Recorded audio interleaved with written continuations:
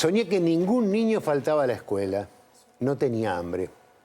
Ninguna mujer dejaba su trabajo pago para cuidar a otros.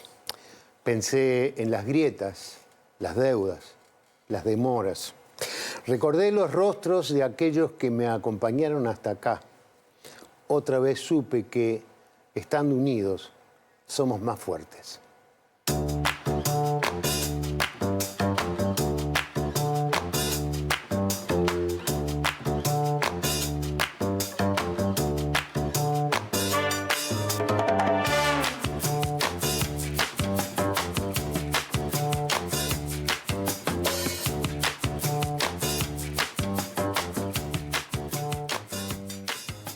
Hoy, en Ideas Cruzadas, le damos la bienvenida a Héctor Cancela, doctor en informática, profesor en el Instituto de Computación de la Facultad de Ingeniería, donde fue decano, actual rector de la Universidad de la República. Al asumir este cargo, le dieron su primer teléfono móvil. Asegura que todavía no hemos llegado al último uruguayo sin celular. Y Ana Laura Pérez, periodista, docente universitaria, diplomada en estudios latinoamericanos. En TV Ciudad condujo Relatos y Conexiones. Es gerente de innovación en El País. Dice que su vínculo con el celular es intenso, pero no adictivo. Ahí lee, busca, conversa, pierde el tiempo, juega, compra, paga. Buenas noches, bienvenidos a una nueva propuesta de Ideas Cruzadas. Bueno, como se darán cuenta, va a ser un programa muy hablado, ¿no? Muy académico, para decirlo de alguna manera. Héctor, gracias por acompañarnos. Por favor, ustedes. Para mí es un gusto tener al rector de la universidad en nuestro living. Bueno, Ana, ni que hablar. Para mí es un gusto que estés siempre. ¿Viste? Es mi Ya casa. lo hemos hablado tantas veces, que me encantan todos los programas que haces y tu trabajo. Me voy a quedar con una cosa. Por aquí en algún lugar leí que efectivamente no usaba celular. No usaba celular. Y que recién tenés tu primer celular. Hace Y vos 3 que sos meses. no sos adicta, sos una usuaria Intensa. intensa. ¿Cómo es vivir sin celular hasta este momento? No, a ver, yo usaba mucho la computadora, ese es el tema, ¿no? Yo en realidad ando cargando computadoras móviles en aviones desde el 91 más o menos. Y bueno, y acá en los ómnibus desde, no sé, fines de los 90 o principios de los 2000, ya ahí venía con mi computadora. Es decir, que a mí me gusta el teclado que uno puede escribir con los 10 dedos y una pantalla grande. Y además me gusta que cuando uno cierra la computadora, listo, ahí se acabó la conexión. El celular, bueno, tiene la pantalla chiquita, el teclado, teclado en la pantalla ahí que es difícil meterle el dedo. Y encima puede sonar en cualquier momento del día, así que no es que me encante, pero lo usamos. ¿Sentís que te quita privacidad de alguna manera? ¿O que te quitó privacidad? Sí, quizás un poco. Yo realmente me conectaba mucho. Más que privacidad, creo que lo que hay es como una expectativa de la gente de que uno esté disponible las 24 horas para todo, en cualquier momento. De todas formas no es así, ¿no? Yo lo tengo bastante en silencio y bueno, cuando no estoy, yo estoy haciendo otra cosa. Pero me parece que se genera eso, ¿no? Del otro lado todo el mundo escribe y espera que tenga una respuesta inmediata. Te miraba porque vos sos todo lo contrario. No, bueno. Lo que pasa es que también ahí, no sé, capaz que tenemos ahí como un debate, pero también yo considero que también es un privilegio. O sea, quiero decir, yo probablemente podría haberlo decidido, pero no todo el mundo puede decidir no tener un teléfono. Digamos, hay gente que no puede no tener un teléfono porque por su vida no puede no tenerlo. Entonces, sí. También yo creo que hay como que establecer relaciones. Yo trabajo en mi relación con mi teléfono todo el tiempo.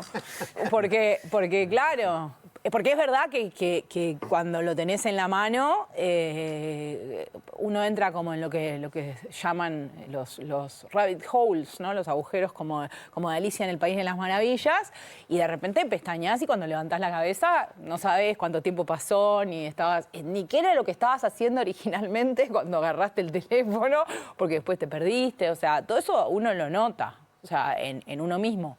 Y tenés que trabajar todo el tiempo en eso. Creo que he podido, con el pasar de los años, construido un vínculo un poquito más sano. Antes no, era bastante poco sano, sí. Sí, igual de cualquier manera hay una cosa que a mí, por lo menos a mí me pasa también, y es que me siento mal si no contesto. Siento Bueno, culpa, en el sentido, bueno, me escribió, me preguntó algo, y la otra cosa que me lleva para lugares a los que yo no tenía intención de ir, ¿no? Que tengo que, no sé, avisarle algo a alguien, voy a pagar una cuenta y me aparece un mensaje y cuando quiero acordar, eso. ¿Qué era lo que estaba haciendo? Y a veces hay maneras con otros dispositivos como vinculados al teléfono. Yo creo que hay que trabajar en la configuración, eso. Yo tengo todo silenciado, no tengo el doble clic, ni el leído, ni el última vez en línea en ningún lugar, entonces yo elijo si te contesto o no, y vos no sabés si yo vi el mensaje o no lo vi. Pero, por ejemplo, la primera vez que me compré unos auriculares iPod, o sea, te los pones en la oreja y te lee los mensajes. El nivel de invasión que implica ir por el súper y de golpe escuchar una voz, o sea, ni siquiera te pide permiso, te lee el mensaje y viene por defecto así. Tenés que desconfigurarlo o te compras un reloj de estos y viene con la configuración de que te caen los mensajes en el teléfono, en el reloj. Entonces tenés todo un montón de dispositivos en el cuerpo que están todo el tiempo al servicio de alterarte los nervios. Sí.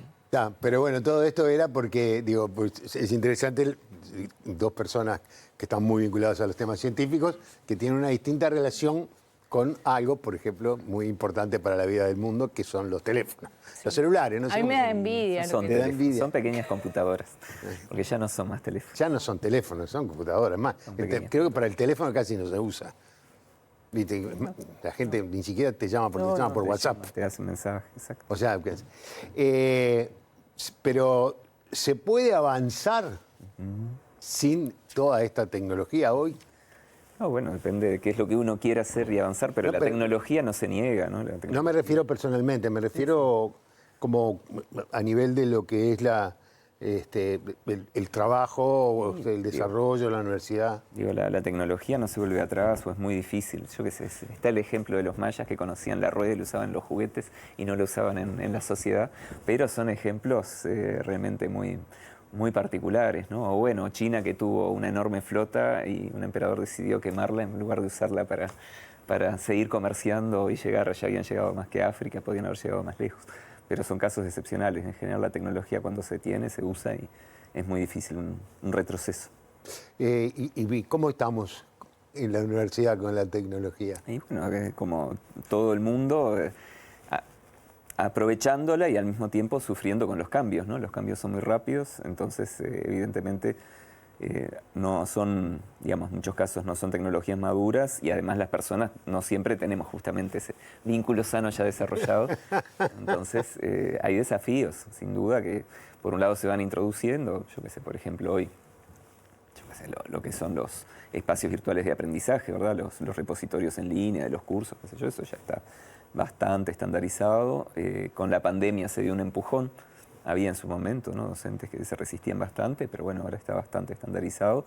Otras cosas como los modelos de generación del lenguaje, ¿no?, los LLM y demás, evidentemente que ahí se está en una etapa mucho más previa de experimentación, de adopción o rechazo o un camino entre medio. No sé si querías decir algo de eso. No, me gusta lo del camino entre medio, siempre adhiero al camino entre medio. No, hoy cuando estaba viniendo para acá pensaba, ¿no?, que una vez un político, era un dirigente que fue hasta ministro del Partido Nacional, me dijo que todo político, cuando hace política, sueña alguna vez con ser presidente de la República. Ser rector de la universidad es como ser el presidente de la universidad. O sea, ¿es una aspiración o es alcanzar algo que es lo máximo? Sí, en algunas universidades el cargo se llama presidente, efectivamente. Ah, mira. Por ejemplo, en Francia no se llama rector, se llama presidente de universidad. Sin duda es un honor y una responsabilidad muy, muy grande. De alguna forma, evidentemente, tener la máxima responsabilidad individual en la universidad. Si bien, por supuesto, que quien decide en la universidad es el Consejo Directivo Central y el rector es un voto en el Consejo Directivo Central, pero de todas formas, a nivel individual, sin duda que es la responsabilidad máxima. Y sí, es bastante impresionante que los colectivos me hayan elegido para esa tarea. Porque lo otro que está, oye, para si te damos participación en este debate, en esta conversación. No, y es que estábamos hablando de los celulares, tecnología. Estaba tratando de recordar, pero tengo la idea, capaz que en algún momento lo busqué y estoy mintiendo que estoy recordando, pero bueno, es más, alguna de las dos cosas, de que después de Crotogini, todos los rectores de la universidad vienen del área de las ciencias, no sé cómo definirla, matemáticas duras, ingeniería. STEM le dicen ahora también. Sí, a ver, Rodrigo Darín es economista, ¿no? Es decir, que no es... Es el más humano de todos. No, era una ciencia social. Es área social, es área Claro, social. sí, sí. Es área social. Los ingenieros Pero- dicen, no, eso es social. Es área social, es área social. Pero es cierto que ha habido bastante concentración en el lado de las ingenierías, las ciencias, y bueno, incluso Rodrigo, si lo queremos sumar por el lado, digamos, modelístico, también está un poco allí.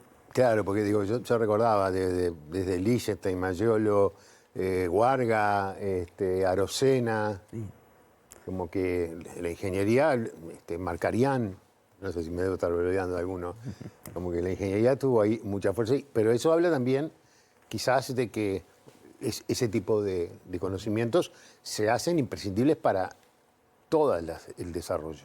Digo, uno piensa en la medicina y no puede pensar en una medicina sin tecnología prácticamente. Sí. ¿No? ¿O estoy equivocado? Bueno, no sé qué piensa él, pero sí, ahí no sé si tiene que ver con eso, pero ahora que decías eso a mí me deja pensando. Hay un libro de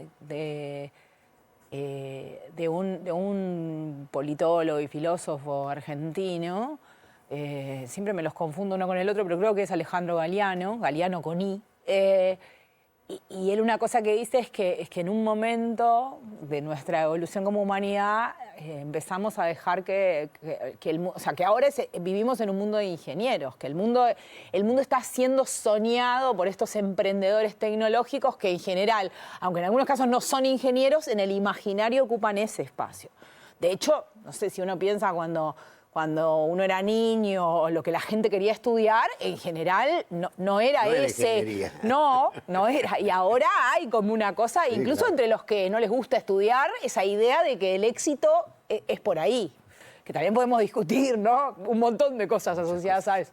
Pero hay, yo creo, una idea como de que la superación y el crecimiento y el progreso de la humanidad en este momento pasa por las STEM, las matemáticas, las ciencias duras, la tecnología, las ingenierías.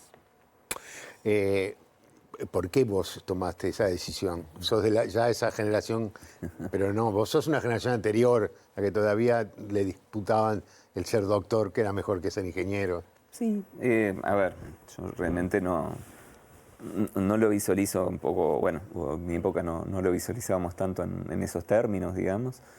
Creo que, bueno, sí es cierto que quizás, digamos, hay algunas áreas en la universidad, digamos, que han tenido alguna tradición de involucrarse también con la gestión universitaria, con los temas gremiales. Hay ciertas tradiciones, digamos. Yo creo que de todas las personas que nombraste, muchas no son estrictamente ingenieros, han sido docentes en la facultad o han comenzado estudios allí, han completado en otra área mismo. Arocena, que es doctor en matemáticas, pero luego en realidad su área de investigación ha sido más hacia las ciencias sociales, los estudios del desarrollo. Pero creo que sí hay como una tradición fuerte de involucrarse en la vida universitaria y bueno, y eso sin duda, no, por supuesto que no es la única facultad, otras también tienen esa tradición bastante fuerte, pero creo que justamente, ¿no?, de la época de Mayolo en adelante, incluso antes, hay una rama fuerte o ha habido un semillero fuerte de involucramiento en la FEU, en ADUR, en la vida universitaria, que ha tenido vínculos, digamos, con esa comunidad. Entonces, esa vida universitaria tiene, me imagino yo, una fuerte convicción de la importancia porque no tiene una gran remuneración. No, por supuesto. ¿No? Sí, pero lo que pasa es que, a ver, hay un aspecto sigue siendo, ¿no?, un aspecto muy vocacional de la enseñanza en sí mismo, ¿verdad? Yo creo que quienes hacemos la tarea docente, dar clase en sí mismo es de las cosas más lindas que uno puede hacer. hay otra componente fuerte de la generación del conocimiento y, bueno, y su vínculo con la sociedad, ¿verdad? La investigación y la extensión. Y después, bueno, hay una componente adicional que, si se quiere, es eso de construir la comunidad universitaria en sí misma, ¿no? El cogobierno. Y bueno, también yo creo que quienes hemos ido participando y nos hemos formado en el cogobierno, realmente sentimos lo lindo, lo interesante de ser nosotros y nosotras mismas, ¿no? Los que estamos ahí, los estudiantes, los egresados, los docentes, quienes le estamos dando la dirección, la forma a la universidad. Y bueno, y decidimos, somos agentes de los cambios, ¿no? La universidad ha cambiado mucho y es a través de ese cogobierno. Te podría preguntar a ella sobre el tema de la innovación, que parte de tu trabajo, pero cuando empezaste a hacer ingeniería, ¿ya sabías qué ingeniero querías ser? Cuando empecé no, pero bueno, rápidamente me derivé a computación. Cuando yo me anoté en el primer año todavía tenía un poco de duda, aunque yo ya estamos hablando en el 86, entré y yo ya había empezado a estudiar un poco de programación, basic, qué sé yo. Mis padres, ahí donde yo vivía, había una pequeña academia de computación que enseñaba en las Commodore 64 a programar en BASIC. Yo había empezado con eso. ¿Cómo se ríe cuando hablan entre ustedes de cosas que en el entienden? 84. Porque eran como unos bichitos hermosos. Unos bichitos divinos. Y bueno, cuando entré en ingeniería empecé a ver un poco y al final, digo, computación era... Al final sí. Dentro de computación igual... Mi área de especialización es la investigación de operaciones, que es un área híbrida. En realidad está a caballo entre la computación, la matemática, la ingeniería en producción, las ciencias económicas. Es una disciplina que en muchos países está en facultades de ciencias económicas y de la administración.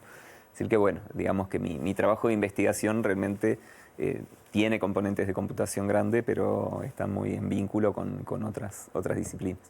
Y vos acá, decía acá, sos gerente de innovación Sí. en el diario El País. ¿Qué quiere decir eso? ¿Que imaginás nuevas páginas? No. En realidad es un trabajo que tiene como dos patas, ¿no? Una que tiene que ver con generar productos específicos y nuevos. O sea, en trabajar en procesos que generen productos tangibles, que sean nuevos. Y ahí hay todo como una tradición. De hecho, justamente la computación y las ciencias de la computación y los procesos de trabajo están tan transversales en las organizaciones que ahora todos usamos las mismas palabras, trabajamos con los mismos procesos, hacemos Scrum y todas esas lógicas que vienen del mundo de la computación, porque lo que pasa es que todo desarrollo de producto, prácticamente todo desarrollo de producto en el mundo de hoy implica el trabajo con áreas como esas. Y después tiene un componente más de tipo transversal, como con la organización, de generar las condiciones para que la organización innove más allá de las cosas que vos podés hacer en tu área, ¿no? O sea, trabajar y construir la famosa cultura de la innovación. Pasa por como esas dos cosas. Pero sí, es como que todos ahora trabajamos como en paralelo y usamos lógicas, léxicos, maneras de pensar que vienen de la computación. O sea, trabajamos en el mínimo producto viable, por ejemplo. Es como típico, ¿no? Y eso viene de ahí. Absolutamente. Claro, hablamos todos así ahora. ¿Qué es eso? El mínimo producto viable, bueno, me van a resolver, pero en realidad es esta idea de que viene de las lógicas, de que vos, en vez de construir, por ejemplo, ponele que vos querés crear un vehículo que te lleva del punto A al punto B. Las lógicas anteriores te indicarían que, bueno, vas a construir un auto y para construir un auto empezás por una rueda. En la lógica de generación del mínimo producto viable, tal vez lo mejor sea construir un skate, que de repente después te lleve hasta el auto, pero con el skate, aunque no sea un auto, ya es un producto que te lleva de un lugar a otro y con una rueda no haces nada. Esa lógica de funcionamiento es porque a vos te suben una app, por ejemplo, que en un montón de cosas no es la mejor versión y la gente va haciendo, opinando, es el ChatGPT y todos usando una versión. Todas esas lógicas están metidas en cómo nos relacionamos con... Antes no era así. Antes, bueno, usabas un producto y después lo podías modificar, cambiar. Este concepto de iterar, que también todo el tiempo se usan palabras de inglés, que no quiere decir otra cosa que usar, probar, revisar, volver a corregir, usar, probar, revisar, corregir. Ha impermeado la lógica en todo. Todo funciona así ahora. Sí, no sé si vas a agregar algo. No, digo que antes la computación usaba metáforas del mundo para explicar cómo funcionaba y ahora el mundo usa metáforas de computación para explicar cómo funciona. Antes decíamos, ¿no? La computadora es un cerebro electrónico y ahora cuando hablamos del cerebro decimos, funciona como una computadora. Es verdad. Le dimos la no lo había vuelta. pensado nunca al revés. Y es Le tal dimos la cual. vuelta. Yo siempre me acuerdo de una vez que creo que era Daniel Mordecki, que me decía que él tenía una batalla contra los programadores. No sé si la sigue teniendo, pero la tenía. Porque decía que los programadores hacían las cosas sin pensar, no todos, ¿no? Pero sin llegar a comprender cuál era el mundo de las personas terrenales, como yo, que nos enfrentábamos a un cartelito gris que nos decía no sé qué, y te quedabas ahí porque no sabías qué hacer con el cartelito. Todo estar metido en ese mundo, ¿no de alguna manera a veces deja fuera a alguien? Sí, a ver, en estas cosas siempre hay un tema de lenguaje, ¿no? Entonces, claro, los programadores tienen que trabajar, hacer un programa, un sistema, una app, qué sé yo, que refleje una realidad que de repente ellos no conocen tanto. Y quienes conocen la realidad de repente no conocen tanto el lenguaje de la informática. Entonces, bueno, en ese desencuentro es donde surgen todos estos temas y estas dificultades.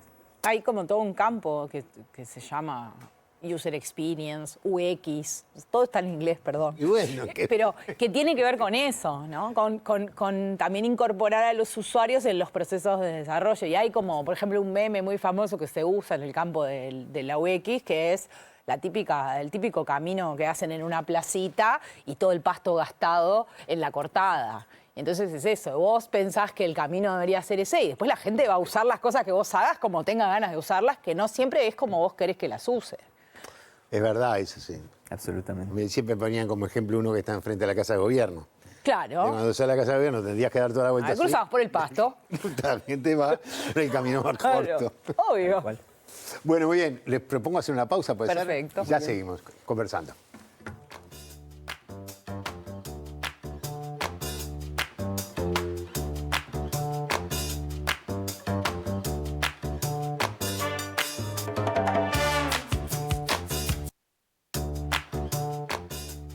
Presenta Mercado Agrícola de Montevideo, en el corazón de un barrio donde late la ciudad.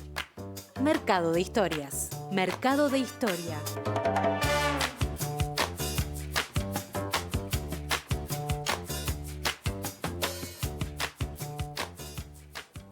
Seguimos conversando con el rector de la Universidad, Héctor Cancela, y con nuestra compañera Ana Laura Pérez. Estábamos hablando recién un poco de ese mundo de la ciencia, de la computación, etc. Y tú cuando asumiste te planteaste dos grandes prioridades, ¿tá? Que mejorar las condiciones de estudio y trabajo, mejorar el vínculo entre la universidad y el país con organizaciones colectivas y otras instituciones.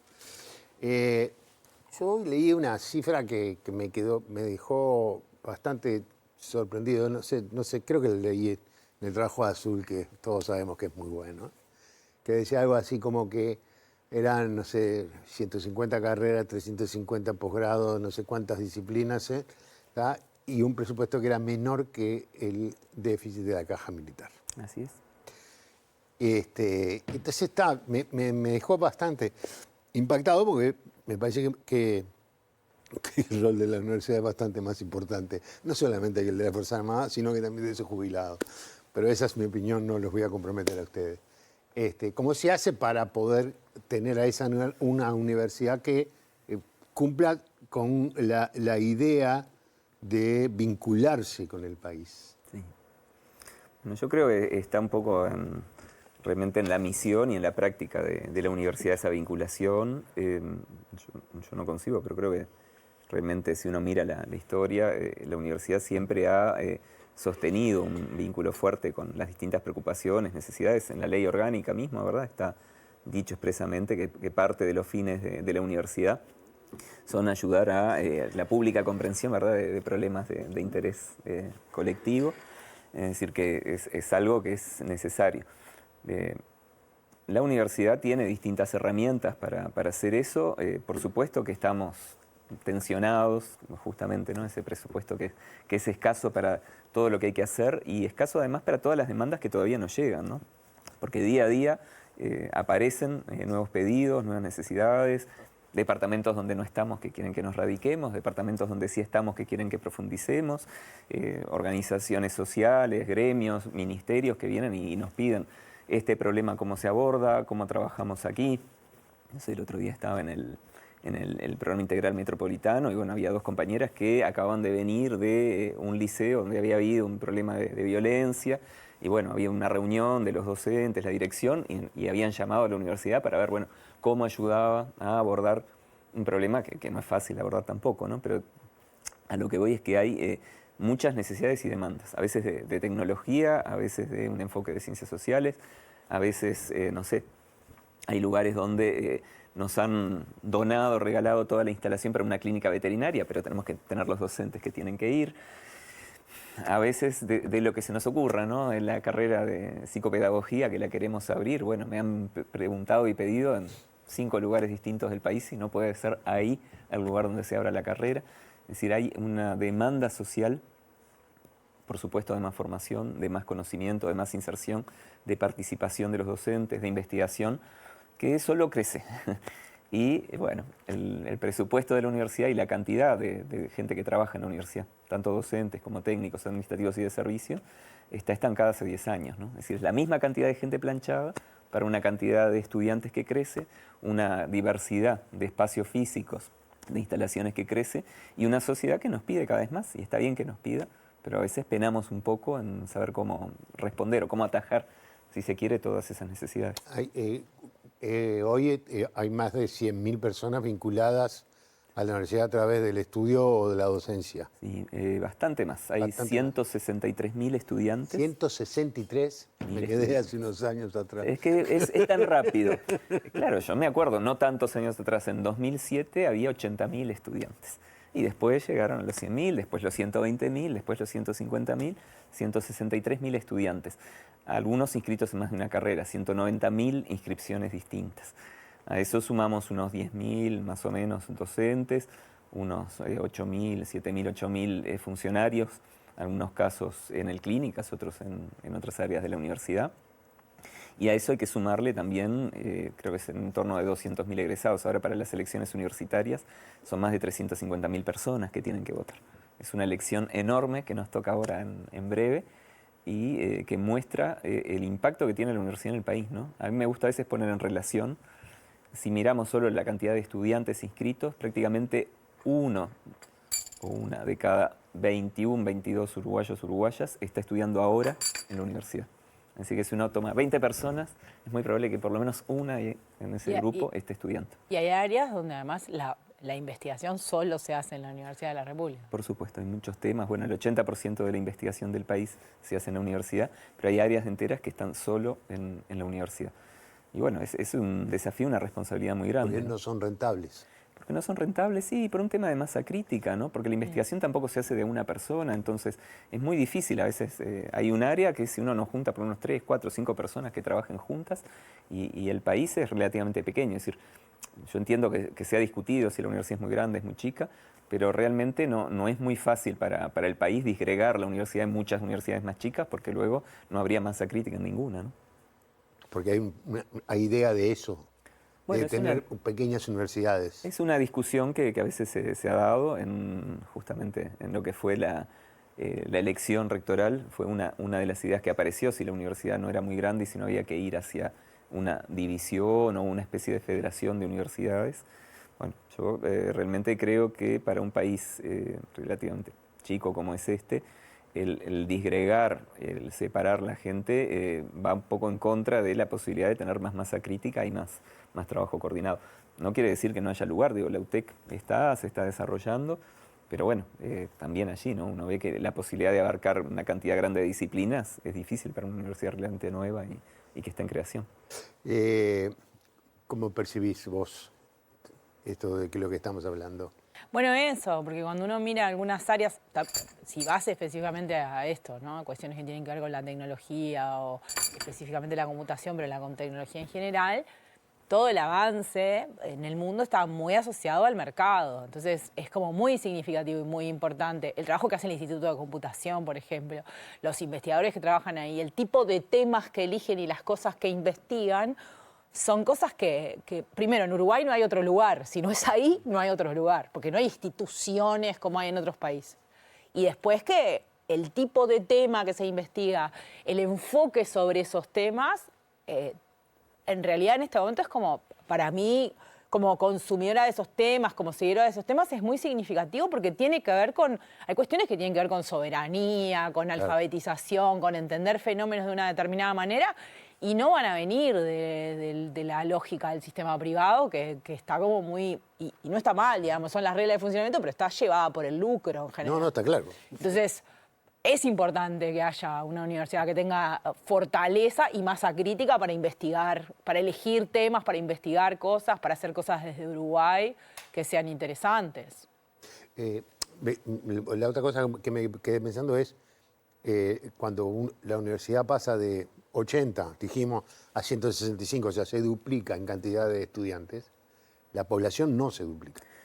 No, ahí vamos de a poco. Sí. Lo que me refiero es es que hay como que hay una mayor cantidad de sectores sociales que acceden a la universidad. Efectivamente, eso es lo que te iba a comentar.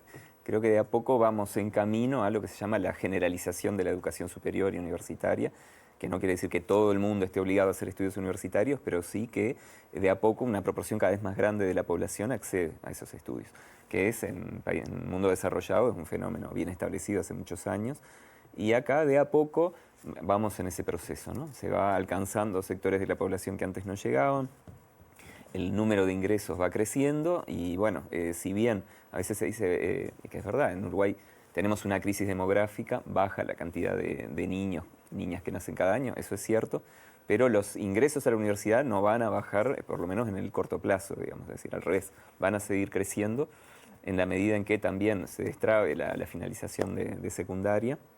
Entendemos que, sea secundaria UTU, ¿no? Una mayor cantidad de gente todavía va a optar por estudios universitarios.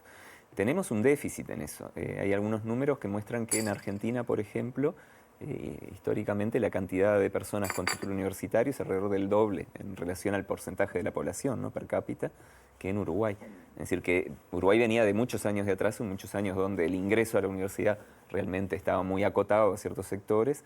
Bueno, eso se ha ido destrabando, pero es un proceso que no está terminado, ¿no? Al revés, es algo que hay que seguir trabajando para llegar realmente a un sector cada vez mayor de la población. Una de las cosas que uno se plantea siempre es, bueno, yo creo que hay como una idea en general, ¿no?, de que un título te defiende en la vida. ¿Puede ser? Hay como una idea, no digo que sea cierto. Bueno, yo creo que también es muy hijo del origen de este país y de la construcción. De mi hijo el doctor, decís vos. Y de una idea, yo qué sé, yo soy de familia de inmigrantes burgueses que se hicieron a fuerza de educación. Entonces vos, esa cabeza de yo a mi hijo lo que le dejo es eso. Y como quien le deja una herramienta. En otras lógicas, digamos, eso en los últimos años ha estado un poco discutido por cierta, digamos, evidencia de que también depende qué carrera, ¿no? Y un montón de otros factores. Creo que igual, incluso si las personas hacen un año solo de universidad, eso te mueve la aguja. Sí. O sea, porque también se discute esto. Bueno, hay gente que va un año, que va 2, que no termina. Bueno, pero no, creo que te transforma, que no sos la misma persona tampoco. Claro. Y yo creo que es más eso, ¿no? Es decir, más que el título en sí, que puede ser muy útil, pero es sobre todo la experiencia, el trabajo, el estudio, el abrir perspectivas, el trabajar en equipo, el estar en contacto con compañeras y compañeros y estar en contacto con las y los docentes. Me parece que eso también forma a las personas, y bueno, puede ser en la universidad, por supuesto, pero cualquier estudio terciario, ¿no? En Uruguay, por supuesto, tenemos un sistema público terciario que no es solo la universidad, no es solo UTEC, también es formación docente, también tenemos todos los estudios terciarios de UTU. UTU tiene 17.000 estudiantes en carreras terciarias, no es una cantidad menor. entonces uno ahí pasa al otro plano, ¿no? Y es, bueno, vivimos en un mundo que no sabemos para dónde va, ¿no? Yo lo aprendí hace muchos años cuando leí aquello de la modernidad líquida, era... no sé si lo aprendí, digo, pero siempre me quedó en la cabeza ese concepto. ¿Cómo prepara hoy a sus jóvenes la universidad pensando en ellos y en el país? Yo creo que ahí lo más importante justamente es este aprendizaje más que de un contenido concreto, que también está, pero sobre todo el enfoque, ¿no? Es decir, la universidad busca que todas sus carreras se fomente el espíritu crítico, la rigurosidad, el hecho de buscar las fuentes, ¿verdad? No quedarse con la primera respuesta, sino ver realmente, ir a fondo, entender la situación, entender los cambios. No hay disciplina que no esté cambiando, algunas más rápidas, otras más lentas. Entonces, a mí me parece que eso es lo que prepara, ¿no? El tener la capacidad de decir, bueno, más allá de lo que yo aprendí, si tengo que enfocar este problema, estoy en esta situación, tengo este trabajo o estoy desarrollando mi emprendimiento, bueno, ¿cuál es la situación? ¿Cuál es el estado del arte, nos gusta decir, ¿no? ¿Cuáles son las mejores prácticas? ¿Qué es lo que se hace? ¿Qué es lo que no? ¿Qué es lo que ha funcionado? ¿Qué es lo que tengo que revisar de lo que creo que aprendí y de repente puedo hacer diferente? A mí me parece que eso es lo que más hay que fomentar y bueno, de alguna manera en la universidad se tiende a eso, con las imperfecciones que podemos tener, ¿verdad? Pero creemos que eso es más valioso que un corpus de conocimiento que nada puede quedar rápidamente estancado en el tiempo. Sí, yo cuando empecé a estudiar periodismo, el año que hice mi tesis, la mayoría de mis compañeros la hicieron sobre internet porque era lo nuevo, era lo que empezaba a aparecer, y las redes sociales no existían para nada. Si Y ahora nosotros, son dueños de nuestras vidas. y si hubiéramos aprendido como a funcionar en la comunicación y el periodismo en una lógica solo de corpus, de esto es lo que hacía acá adentro, y nos hubiéramos muerto de hambre todos, porque es eso, yo creo que lo que aprendimos fue a eso, a irte adaptando, porque de verdad no existe más nada de lo que existía cuando yo estudié. No se parece a nada, no tiene nada que ver, mi campo no tiene nada que ver a cómo era en un montón de cosas, explotaron en términos de modelo de negocio, se fundieron no sé cuánto, o sea, digamos, todo eso empezaba, yo egresé en 2002, o sea, entonces, yo qué sé, es como, aprendías a gestionar problemas, eso era lo que básicamente aprendías, porque, y la verdad, aportó un montón. Teníamos aquel que se hizo millonario, ¿te acordás? Con una, ¿cómo se llamaba?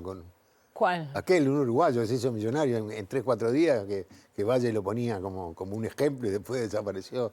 Ay, Que no tenía me acuerdo. como Uno de estos emprendedores. un portal, tenía, ¿no? Me acuerdo. Sí, puede ser. Sí, no me acuerdo. Pero bueno, nacen y se mueren. Ahora estamos con la burbuja de la inteligencia artificial. Hemos tenido burbujas de todo tipo en este negocio. Las .com. Sí. Así es. Era una .com, creo. Claro, fue la famosa burbuja de las .com. Claro. Ahora le comparan lo que está pasando en la inteligencia artificial con la burbuja de las .com.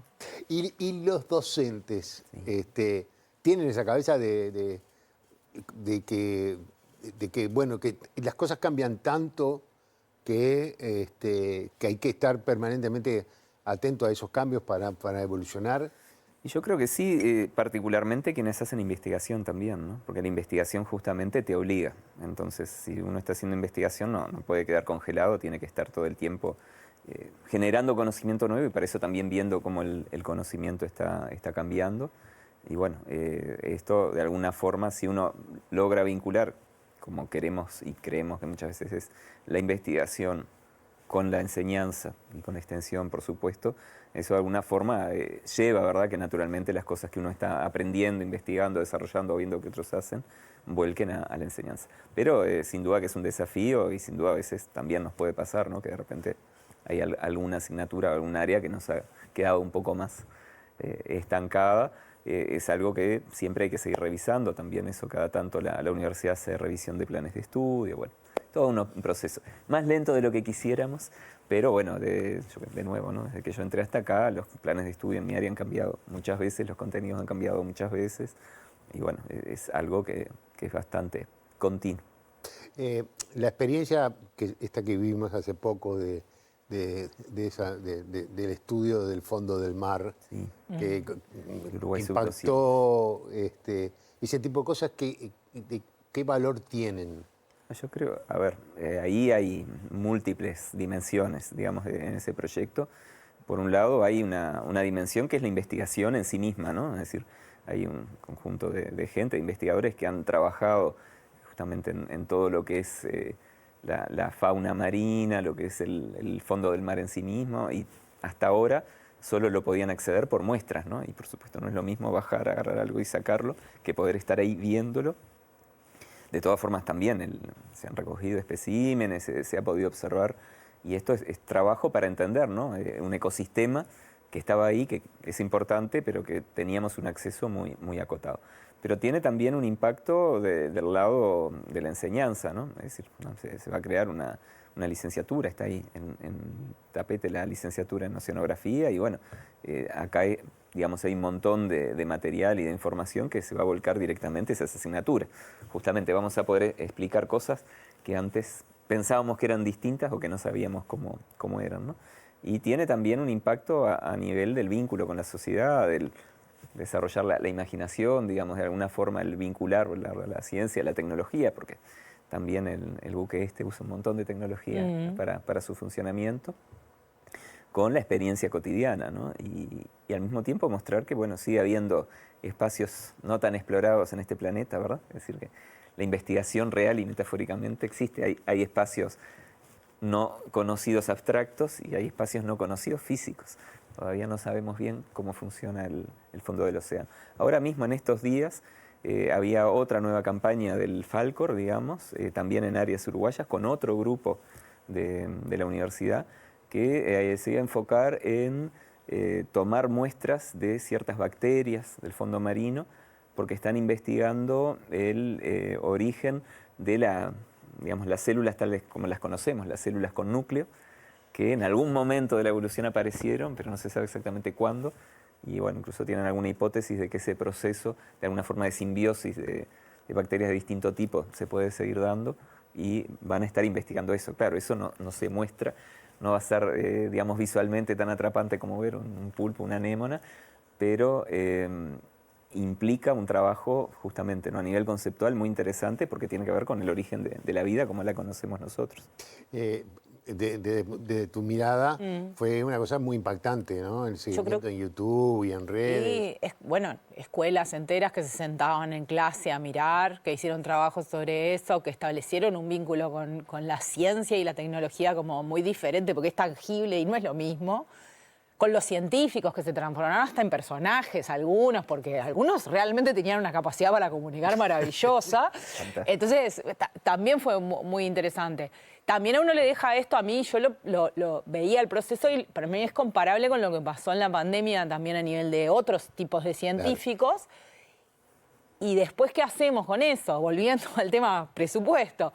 Yo escuchaba a algunos de los que estuvieron adentro contar que se habían llevado frascos de yogur que habían lavado para recoger las muestras porque no había plata. O que habían tenido que comprar determinados instrumentos de su bolsillo porque el presupuesto... Entonces también, si como sociedad lo que observamos es una cosa que nos conecta, que nos parece maravillosa, que incluso nos enorgullece, porque había gente diciendo qué espectacular que vinieron acá y que tenemos estos bichos y a veces tenemos uno más lindo que los argentinos, este chiste con que había la estrella del mar, había una toda musculosa que era argentina y la nuestra toda como derretida, flácida, ¿no? Y había hasta memes, chistes. Que bueno, que también eso tiene un correlato. ¿Te gusta eso? Como sociedad también tenemos que entender que a veces lo hacen con chauchas y palitos. O sea, literalmente con frascos de yogur lavados. O sea, entonces es un montón. Es terrible. Sí.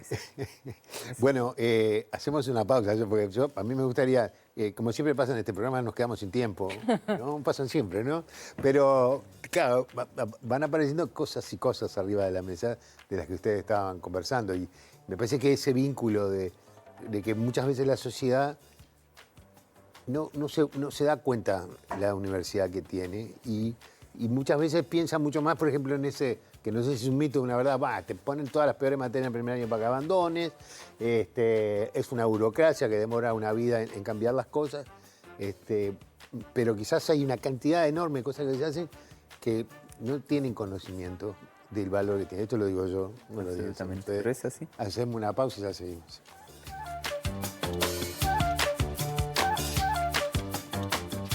presentó Mercado Agrícola de Montevideo, en el corazón de un barrio donde late la ciudad. Mercado de Historias. Mercado de Historia.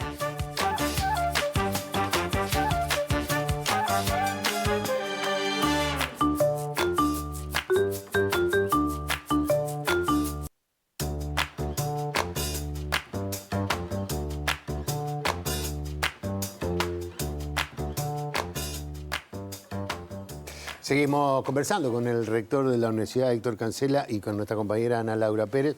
Yo les decía ahora, mientras estábamos hablando, que yo me acuerdo de un momento de mi vida que fue muy importante, porque fue cuando entré al Espectador, que fue entrar al Espectador.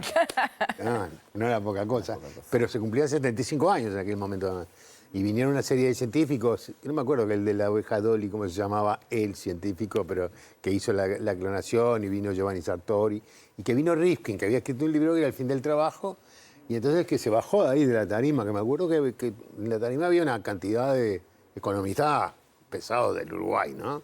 Y él se bajó de la tarima y empezó a hablar con la gente. ¿Usted qué hace? Yo soy, no sé, usted se va a quedar sin trabajo. ¿Y usted qué hace? Yo no sé, se va a quedar sin trabajo. Y usted, no, yo soy enfermera. Usted va a seguir trabajando, ¿no? Usted, yo soy, me acuerdo de una, porque usted, telefonista, usted se va a quedar sin trabajo.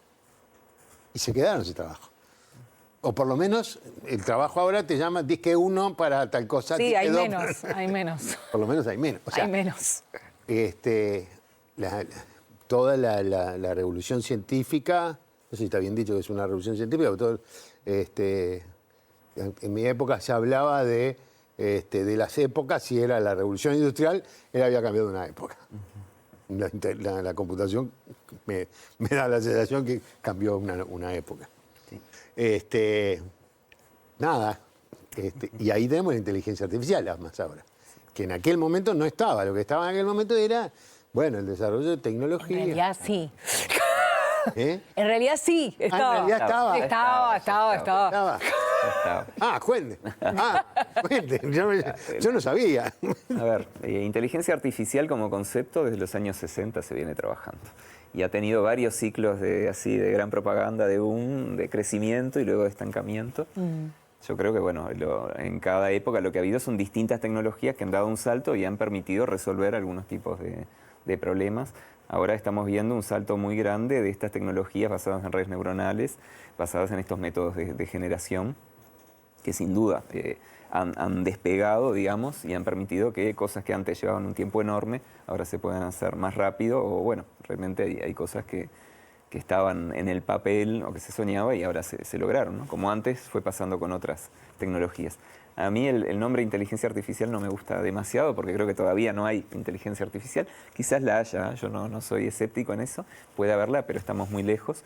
Pero sí, sin duda, hay tanto algoritmos, masa de datos y, en definitiva, herramientas de software que nos permiten atacar un montón de problemas que antes pensábamos que solo una persona les podía resolver y ahora los hace una máquina, ¿no? Que bueno, es un poco recurrente. La discusión, yo creo, también es en eso que vos decís, es qué es la inteligencia. O sea, por empezar, porque también cuando uno mira esa evolución que dice él, de esos empujes y retrocesos en la inteligencia artificial, también estuvieron marcados por una idea de lo que es la inteligencia.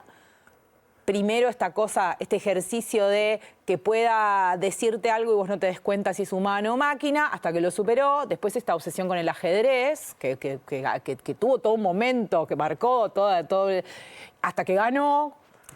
Y ahí dijimos, bueno, tampoco es que la inteligencia es solo ganar al ajedrez. Y ahora la inteligencia es esto de conversar con muchas comillas, porque podemos discutir si está conversando o no. Y también, entonces ahora decimos, no, bueno, pero la inteligencia...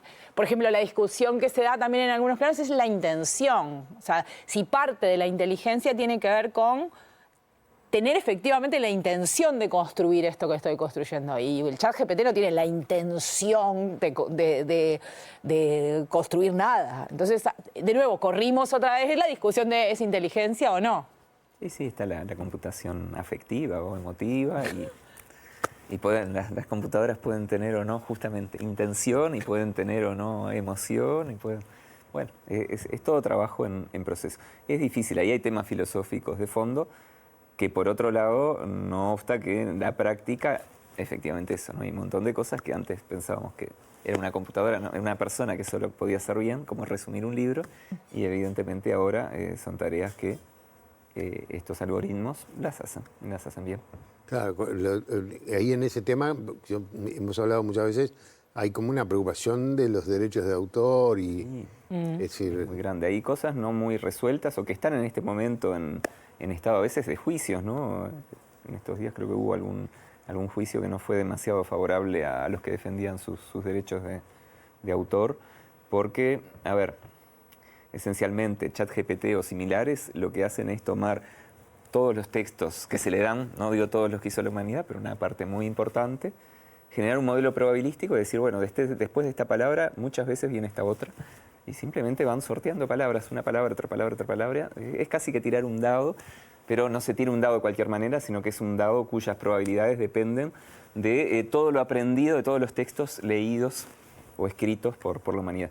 Entonces, evidentemente que el trabajo de todas las personas que escribieron esos textos es lo que luego hace que esto parezca inteligente, ¿verdad? Está replicando un poco esa inteligencia de todos los que pensaron algo originalmente y lo escribieron, le dieron un sentido. ¿algo más para aportar? No, también por eso, volvemos a la... Bueno, hay cuestiones tal cual, de tipo filosófico, de todo tipo, o sea, está eso, pero también está el tema de...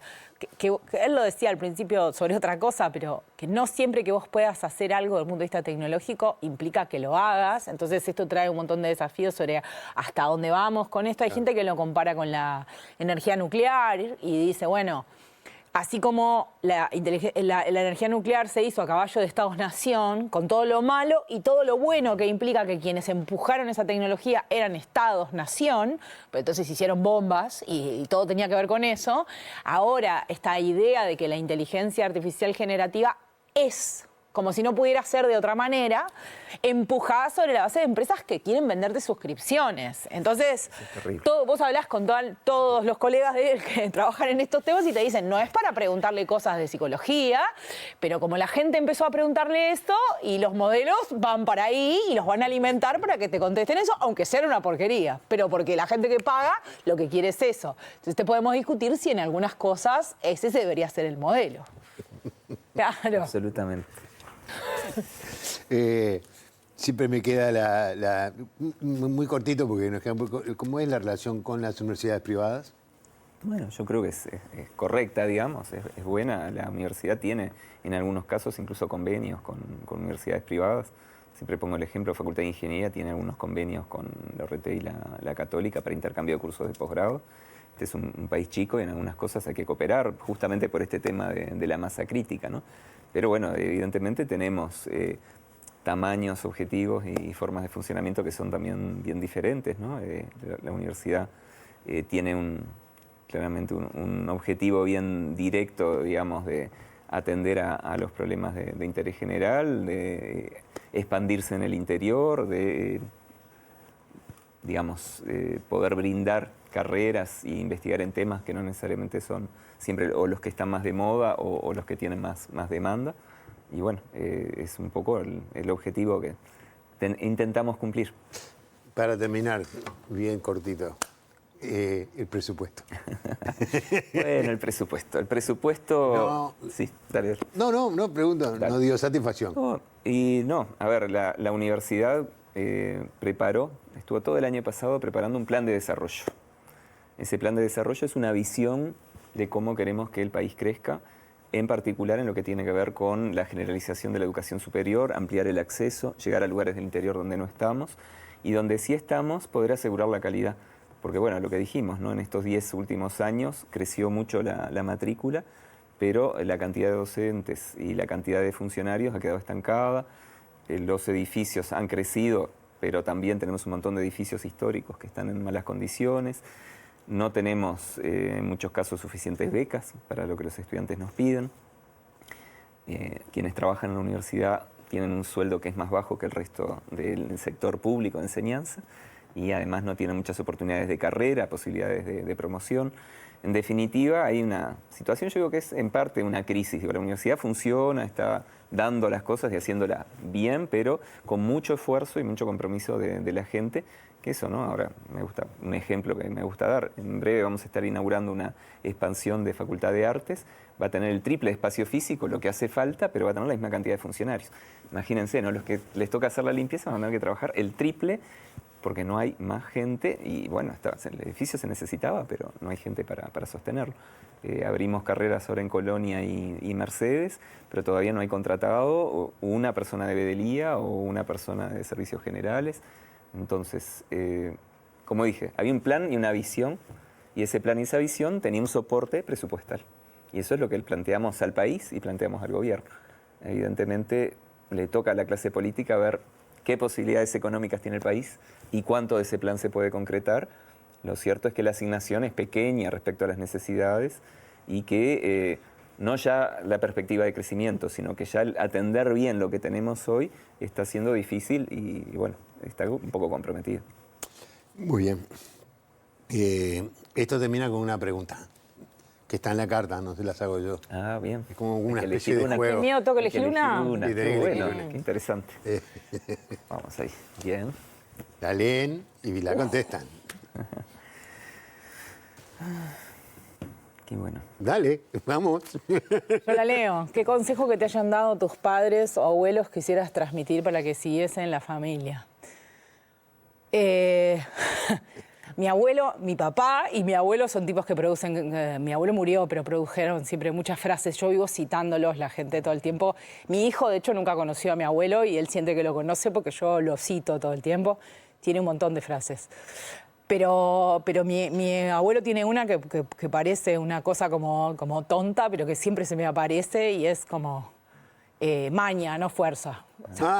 ¿No? Y es eso, es buscar la vuelta, no agarres a patada las cosas, no te calientes.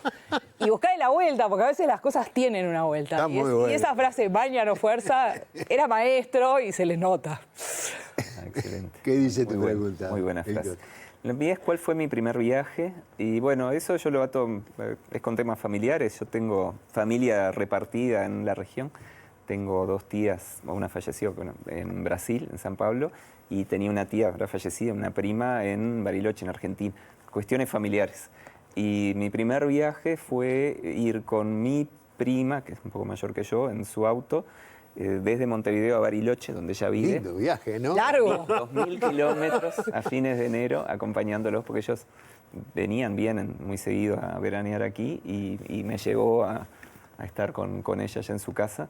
Y bueno, estas cuestiones de las familias, ¿no? Mi madre, bueno, toda la familia eran de Italia, ellos vinieron en barco a Uruguay, y mi tía ahí se novió con otro italiano que iba a Bariloche, y mi tía quedó acá en Montevideo. Y por eso terminaron Y allá. claro, y después se casaron por poder. Mi tía después de casada, en aquella época, ¿no? Después de casada por poder, se fue a Bariloche y hizo su vida en Bariloche. Y bueno, ¿Y vos ahí qué tengo edad mi familia. tenías? Eras un- Yo tenía 15 años. 15 años. 15 ¿Ya años. llevaste una computadora? No, en ese momento todavía no sabía, mira. A los 16 años empecé a mirar ahí las primeras O computadoras. sea, no estabas tan lejos. No estaba tan lejos, pero todavía no. A la vuelta de ese viaje fue que empecé a ver algo de eso. Héctor, la verdad que te agradezco muchísimo la gentileza que hayas venido. Por favor. Sé que tenés mucho trabajo, pero para mí fue un placer conversar contigo. No. Y creo que para los que escucharon también, ¿no? Sí, claro. Sí, claro. Bueno, y a vos no tengo, vos sabés que mi admiración te la hago Igual yo saber estoy en permanentemente. mi casa acá. Así que yo sé que es tu casa. Gracias por haber venido a los dos. Un gusto, la verdad. Bueno, Muy me bien, alegro muchas gracias. La verdad. Y a ustedes los espero en una semana para seguir conversando. Nosotros acá decimos que conversar es pensar juntos en voz alta. Hasta la próxima.